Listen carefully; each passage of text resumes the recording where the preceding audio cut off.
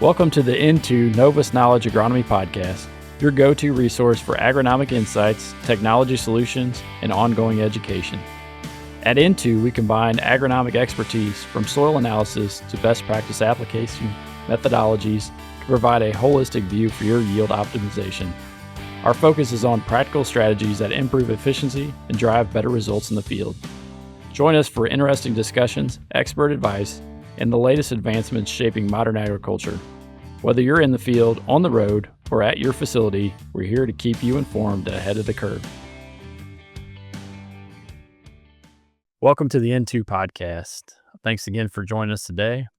Today I'm joined with Derek Cottrill, my counterpart in Northwest Missouri, and Rodney Phelps, counterpart in Illinois. How are you guys doing today? Morning, Nick. Derek, maybe if you want to start us off with a little bit of update, kind of where things are in your geography, stage-wise, et cetera. Yeah. So for soybeans, we are getting into that reproductive timing almost for all beans now. We still got a few that are still at R1, but I'd say the majority's in that full flower R2, and might even have a few this week getting close to that R3, but I imagine we'll be in this flowering stage at R2 for a while. But corn, a lot of tassel corn out there now. I'd say the majority of it is ready for that tassel fungicide at this point. I saw last week the first corn that was shedding some pollen. That was at R1. So corn's moved along quickly in my territory. Rodney, how about you?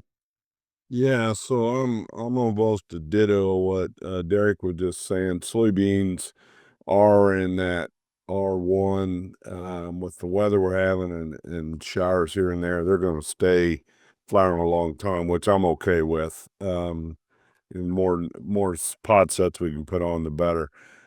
Corn is, everything's coming on about the same time. Planes are in the air, will be today. A lot of corn tasseling, depending on hybrids, but I've been getting doused with pollen in some of them, and some of them they wait till the tassels clear out to start throwing pollen. So it's that time of year up in northern Illinois. Thanks for the update, Rodney. Me, I'm a little more scattered out, so early planted, early RM soybeans, we're R2, and like Derek said, some of those really early ones are pushing R3. But then we've got double crop beans that just got planted. We've got some first crop beans that just got planted too. So some geographies that have been pretty wet. The corn, a lot the same story. The earliest planted stuff in the river bottom where they're accumulating a lot of GDU, some of that is finished up pollination, so it's R2. To a lot that's full shed right now. To some of this May planted corn that hasn't shot a tassel, we're still kind of chest tall. V12, V10 in that range. Even saw some corn last week that was about 4 or 5 inches tall. So we've got just a little bit of everything over in this geography, which is going to make for a long season. With that said, I guess, Rodney, I'll kick back to you. You mentioned where you're at growth stage wise, corn that's in that R1, R2 stage. I guess maybe one, how do we identify it and what's really going on within that plant? So, excuse me, a lot going on in that plant as far as nutrient uptake, nitrogen uptake. Nitrogen, it's pulling about 8 pounds a day right now. Needing the highway, I call it, the stalk, needs to really be clear and free because there's a lot going on. And also, when I said that the timing on the pollen, if we don't keep the nutrient flow in that corn plant, we can kind of potentially miss nip, we call it, which is the pollen getting to the silks at the correct time to pollinate those kernels and start the kernel set. So right now, when you start seeing tassels, when we also need to pay attention to crop health, and is there anything when you're planning a fungicide app that we can put with that nutritional wise to also help that plant continue on. Good points, Rodney. I just mentioned too, this corn that's sitting R2, obviously we've got we want ideal temperatures. We've got those right now at pollination, but even just after, we still want it. We can get some kernel abortion, etc. So ample moisture, good sunshine, not too hot of temperatures. Ideal to try to hold on to as much length on that ear as we possibly can. But good points, Rodney. I guess just to tie that back in to kind of move into this corn disease update, we wanted to mention a little bit of things there, just new developments since the last time we talked. We won't belabor the corn discussion. I think we probably got more to discuss on soybeans moving forward, but I'll just mention tar spot, kind of giving an update there, at least within Missouri. It's confirmed all across the state now pretty well. And I think any field you went into, if you searched long and hard enough, you'd probably find a lesion somewhere. I don't know about you guys, but I haven't seen a whole lot of progression though. I think it's just more still just a single lesion amongst the field or amongst that plant. But I will say with this high humidity, at least that we're having, where we're having dews that are hanging around till late in the morning, 10, 11 o'clock, or sometimes most of the day, we're getting pop-up shower precipitation, it seems like all the time. And then these milder temperatures we're having, all of that is lining up for good progression for tar spot, or at least it's showing up in more fields. It really likes the 7 hours of leaf wetness. It's getting that right now. And so that threat continues, I guess, at least in my opinion. That progression is going to keep moving forward potentially. So it's still something to be very mindful of. And especially right now, we still have an opportunity to do something about it. Rodney, I don't know if you want to mention anything different from your geography. Yeah, and so you're spot on that if you look long and hard enough, you'll find the lesions, but it's not progressing yet. But everything you just said is true that we were too hot about 10 days ago. Well, now we've cooled off and our nights are under 70 degrees. So perfect storm. But like I've said in the past podcast, tar spot loves company. So right up in northern Illinois, I'm not seeing a lot of gray leaf. I'm not seeing northern those things. So it doesn't have any friends for it to attack with. So it's kind of in a latency period. And I think it will rear its head. My hope is that it's comes in late, which is a cosmetic effect, not a yield effect. And so therefore, as we talk here a little later, that's why I feel a fungicide application is warranted to kind of put the icing on the cake, if you will. Derek, you want to mention something along the lines of, I think Rodney teed that up well as far as other diseases potential. What could happen there? Yeah, I mean, our key ones, whether that be southern rust or gray leaf spot, potentially some northern, but I guess my thing is I feel like we're disease as a whole, whether it's tar spot or other. I don't know if lucky is the right word the reason I say that is because disease is inevitable, but I feel like we're lucky because we're reaching our key timing in corn, our very sensitive timing in corn, that tassel, that pollination timing, and disease hasn't ramped up. We know it will. It's just, regardless of the disease out there, I'm just not seeing a bunch of it, or a bunch of progression, but it will happen. Like Nick said, the conditions are great. Um, and I feel like we have an opportunity here to stay ahead of it. And so my key thing is take advantage of this window, because before tar spot came in 2015, um, you know, every year with all our diseases, we don't know when it's going to set in, but that's why I say I think we're lucky that we're hitting our key window, our sensitive window, and it's not ramped up yet. So take advantage of that and stay ahead of it and get your application made quickly. So Yeah, I think those are good points. I just mentioned the conditions we currently have are ideal for progression of things like gray leaf spot. And over my way, especially in these small river bottoms, we tend to have a lot of gray leaf spot pressure. Northern corn leaf blight will continue to ramp up too. It's a disease we used to talk about before tar spot, but we haven't talked about in a while. But it progressed on too with the conditions that we're having: mild temperatures, extended wetness, all that. And southern rust, I'll just mention it's in the southern half of Arkansas. It's just going to take one good Gulf storm to blow it up here.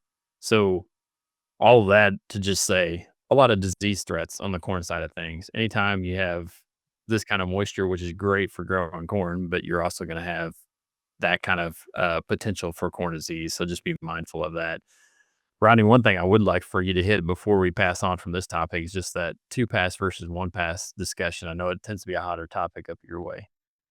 Yeah, so in a lot of years, operations will put a fungicide on early. When I say early, I'm in that V12, V13 time frame, and then come back late tassel, um, and put a second application, especially if tar spot were to hit early.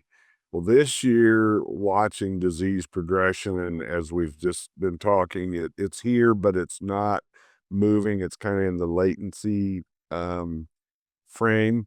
And so, what I've been talking with guys is whatever your flavor of the day is for your fungicide, and I'll say I highly recommend using a branded, good fungicide with a track record behind it, and maybe up the rate on what you're using to the higher side of the rate. Put it on at full tassel time, and that will give you good residual to get you through grain fill. And if and when tar spot comes in late in the season, it's purely cosmetic. You've already had you've made your yield, and so from the combine cab, you're going to see some tar spot lesions, but it did not hurt you as far as yield or performance in your corn crop. So I'm really recommending the guys a one application, potentially at the higher rate, get you a little 10 days, 2 weeks residual on the backside, and I think you'll be fine this year. And I'm going to speak for Northern Illinois, but I think as what we've been talking here, that's probably a pretty general consensus among the three of us. Yeah, I think those are good points, Rodney. I mean, we go into a lot of specifics, but if you have especially on tar spot, a susceptible variety or susceptible hybrid, that's something you got to think about. Do I need to do a 2-pass or 1-pass? And to your comment, you can probably get by with a 1-pass if you utilize in high rates of a good fungicide with good activity on it. Just to move into another topic on the corn disease realm, it tends to get thrown in with fungicides, and that's just the onset or the appearance of Japanese beetles. And it does seem like in our geography, they're worse than they have been the last couple of years. I don't think they've coincided quite as well with corn pollination, as at least in central Missouri, as what they have this year. It's been a few years since they've done that. I guess I'll just start off on that from a corn piece of it, or corn opinion. And this is just this is just specifically speaking in my geography, but we tend to overblow that threat in corn, in my opinion. The Japanese beetle piece of it, and I'll just say there's a lot of people that want to include an insecticide to take care of Japanese beetles. I I mean, there has been a case before in my career where I thought maybe we should have sprayed for them, but I have also seen more cases where we've had spider mite issues later in corn because we did spray for Japanese beetles. I'll just say there's a couple of problems. Number one is if you're going to spray for Jap beetles, that means you need to spray that corn right at the onset of pollination, because once we get past pollination, they're not causing any problems. And I've seen many people spray for them after pollination is complete, and that's too late because the damage they're going to cause is messing up the nick. And so if you've already completed pollination, there's really no point. They've already done the damage if there's any damage out there. The other problem with them is they remobilize so quickly. So if you spray them too early, they'll all come flying back once that insecticide wears off. So I'm I'm not telling you not to. Maybe your case warrants doing it. I'm saying the threat tends to be a little overblown, at least in my geography with corn. With that said, Rodney, I know like up your way, you have things like corn rootworm, adult beetles to have to deal with. I don't know if you want to mention anything from that realm. Yeah, so good tee up. What we're finding too is we have extended diapause in these corn rootworm beetles. So they are overwintering in the soybean stubble and corn stalks. So we have a continuous cycle, I'll call it. And so the corn rootworm beetles they do feed on silks and pollen, and they will cause a lot of damage. Now, to Nick's point, we'll grow an inch to inch and a half of silk a day in good growing conditions. So they have to eat a lot of silk to affect pollination. But the problem is when you get jack beetles working, you get corn rootworm beetles working. You even get some stink bugs. Then you get 3 or 4 things up here in northern Illinois working. It's kind of hard for a guy not to put insecticide in to knock that population back. Derek, I think a completely different topic, at least in Missouri, when it comes to the soybean side, jack beetles. Yeah, actually, here recently, I haven't seen much for jack beetles and corn, but last week scouting around, I saw the first field I was starting to see more and more jack beetles, but I actually saw one field I was getting a little bit concerned about, just because of the level of Japanese beetles and the amount of defoliation I was seeing. But the other concern there is what stage we were at, and we're that field was at R1, which means we're probably still a couple weeks from our fungicide timing, which insecticide in with our fungicide is actually fairly common. But my fear is if they're at R1 and still a couple weeks away, and they either get worse or they maintain their level of feeding in 2 weeks, that field's going to be have some significant defoliation in there. It only takes about 15% defoliation at R1 to start seeing significant yield loss. And so, I'd say for my area, if jack beetles are starting to get worse and we're still 2 weeks away from fungicide and beans, we need to be out looking for that. I mean, insecticides are cheap. And I'm not saying we need to just go out there and spray insecticide just to be spraying. But I think beans have a lot of yield potential, and we're going to have a lot of other things working against us as far as bean yields go. It'd be fairly simple, relatively speaking, to take care of jack beetles if they're a problem in your bean field right now. But just remember, just like the corn hitting tassel and pollination being sensitive, those soybeans have now become more sensitive to stress now that they're in the reproductive stages too. So keep that in mind and be on the lookout for jack beetles in your soybeans too. So.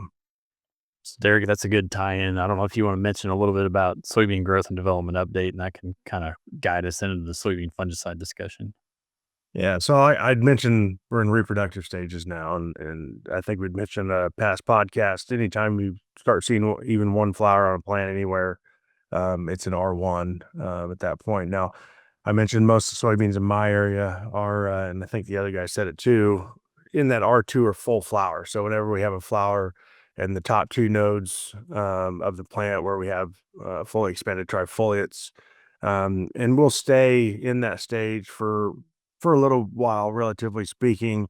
But we have some pushing R3, and when we get to R3, that's when we got a 3/16 inch pod. So just kind of mini pod, I guess you would, in the upper 4 nodes of the plant. And we won't even move to R4 until we got a 3/4 inch pod in the upper 4 nodes of the plant. So be scouting those upper 4 nodes here now that we're at R2 to see when you're moving into those other stages. But a few key things there, I'll say with soybeans. So at R2, one thing that's important to remember is if your soybeans at R2, it's roughly only about half as big as it's going to get. I don't think we always think of that. Because soybeans on average, they put on about 50% of their nodes at R2. And when we think about our fungicide timing being at anywhere from R2 to R4 or that R3, I think a lot of times we think we're applying to the center of we're applying to the top of the plant, when in reality, we're going to be applying that fungicide into what will be the center, or at least the upper center of that canopy. Which why that's important is because that's where about 75% of that yield is going to come from. And that's why timing with soybeans is so key, because we got to remember what part of the plant we are applying it to. But I think we still have plenty of time for fungicide in soybeans, is like I said, R2 to R4. But really, I tend to favor that R3 to R4, just given what the soybeans are doing at that time. Our ability for soybeans to compensate to stress will slow or become, they'll be unable to compensate once we get into that R4 stage. And so stress is going to have much more of an impact then as it would, say, at R2, whenever we can just put on some more flowers, things like that. But I don't know if you guys want to add to that at all, but. A comment I'll make, Derek, too, we need to be cognizant of, and that when we're in that R2 to R4, that bean plant could bounce around, but you could get into R3 and then we get a shower or moisture and it'll bounce back. So also that window is could be long, which is okay because the more nodes we put on, the more potential pod sets. And so we need to be cognizant. I'm always let's spray fungicide and things early in corn, and I'm a little later in beans. So guys may push you to let's get spraying the beans, but in all reality, you should drag your feet a little bit in the soybean crop. Yeah, a good point. Those are good comments, guys. And yeah, I'll say too, depending on the year, if some years a little bit later seems like it's better, depending on how the year goes. And yeah, some years right at R3 is better. Just depends on how things goes. With that said, so talking about fungicide insecticide combinations in soybeans, the fungicide product choice becomes a question. What kind of product do I use? I tend to be a premium fungicide guy in corn. I just think there's a lot of yield to be protected there. In soybeans, I'm a little more laxed. I mean, everybody's got their own product of choice, what they really like. I'm not going to talk anybody out of what they're currently doing, but I'll just mention the fact I tend to put less emphasis on the fungicide of the exact fungicide choice in soybeans. This is what I do in corn, pretty adamant on the premium in corn, less so in soybeans. I tend to myself prefer a premium or a good insecticide in soybeans when it comes to that. Just something that's got some residual, especially on stink bugs. I think they rob a lot of yield from us here in Missouri that we don't account for or we don't give them credit for. But that tends to be at least my um, mojo or the way I tend to look at it in soybeans. I don't know, Derek or Rodney, if you guys want to mention anything when it comes to products of choice, fungicide, insecticide, beans. I'm the same boat on that. But I will say in soybeans, if you are going a generic or something, I would go for multiple modes of action, just like we do in the premium products in corn, because we don't always know what might be coming or what could be coming at us in the soybean crop. So I am fully on board on, premium product on corn and a lot of choices in soybeans, but make sure you're using something with some at least two modes of action. So we're getting kind of a 1-2 punch. Yeah, I'd agree with both of you there too. That application in soybeans typically isn't disease driven. I say that lightly too because we can get frog eye and we can have diseases in our soybeans. But I think we got to remember too, even though premium versus generic is going to differ in disease control, in soybeans, that fungicide play is a plant health play, and not all fungicides are going to, offer those plant health benefits the same either. So keep that in mind as well. There's certainly advantages going premium in certain cases, especially a high yielding scenario where there's a lot of potential out there with soybeans. But like Nick hit on the insecticide, my big thing is making sure we have a nutritional in there with soybeans, especially if we're going to be running, say, a generic type chemistry. Insecticides can be relatively cheap, but I think nutrition there, especially that reproductive timing, is what can make or break you with soybeans sometimes. And so having that three-way combo of a fungicide, insecticide, nutrition, especially in high yielding scenarios, I think is, in my opinion, more key than just going out with a solo premium fungicide. I'd rather see all three of those things in the mix there. That's a good point, Derek. That was a great one to hit on. I didn't do a very good job of underscoring that when you talked about growth stages, but yeah, just for the audience, R3 growth stage, soybeans, 360 inch pod and the upper four nodes. So to Rodney's point, soybean that we tend to grow here, they're indeterminate, which means they're vegetative, reproductive at the same time. So we get more growth. We could be at R3, but we get rain after a stressful period. We get more growth. We could fall back to R2 and then have to come back to R3 and then R4 3/4 inch long pod in the upper four nodes. So yeah, just wanted to mention that so everybody knew what R3 versus R4 was in soybeans. That said, guys, you got any last comments to make to the group? Uh, key in on timings. Just, I guess my summary would be we are at some critical stage in both corn and beans, and don't miss the window of opportunity that we have out there right now. This next week and the week after are going to be huge for timing applications, reproductive timings. So don't miss the window. And I'll also say this was a very emotional time in the crop and, commodity markets and the weather, but we made good plans in the winter. So let's stay our plan and work our plan, and don't give up on the crop. There's a good one out there, and I'm speaking for my geography, but there's still good crop in all of our areas. And right now, to Derek and Nick's point, the crop is good, and let's give it every opportunity to give you the bushels that you need. You don't sell plants and you don't sell that, you sell bushels. So that's why we're talking very heavily on this situation. Yeah, I'll just add and say that my ideal conditions, for corn, soybeans this time of year with plentiful moisture and mild temperatures also promotes disease. So sometimes folks look to cut some corners when we get this time of year and thinking maybe disease won't be that bad. I mean, this is an ideal disease year. There's a lot of yield set up there. Let's protect it. And let's be mindful too. In my geography, the later planted stuff tends to require more management, especially when it comes to fungicide than the earlier planted stuff. So don't give up on it either. But appreciate it, guys. And thank you, everyone, for listening. We look forward to seeing you again next time. Thanks. Thank you for joining us. This podcast is brought to you by Into Novus Knowledge. Please reach out to your Into agronomist if we can help in any way. Join us next time for more in-depth agronomic advice.